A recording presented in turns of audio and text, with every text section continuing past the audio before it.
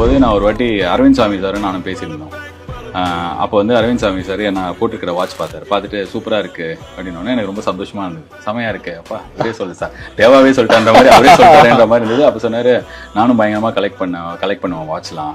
அப்புறம் தென் one day I stop அப்படின்னாரு. ஏன் சார், என்ன எதனால ஸ்டாப் பண்ணிட்டீங்க? someone made me realize it's a single utility device அப்படின்னு. It's English to Tamil series. Someone made me realize it is a single utility device. இந்த சென்டென்ஸ்க்கான ரெண்டு மீனிங்கை பார்க்கலாம்.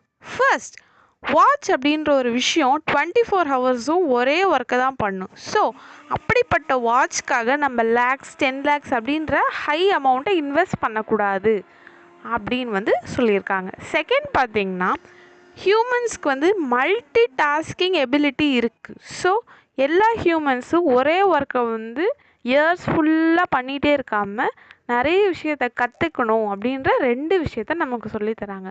உங்களுக்கு வாட்ச் பிடிக்குன்னா கீழே கமெண்ட் பண்ணுங்கள். Keep learning. பாய்.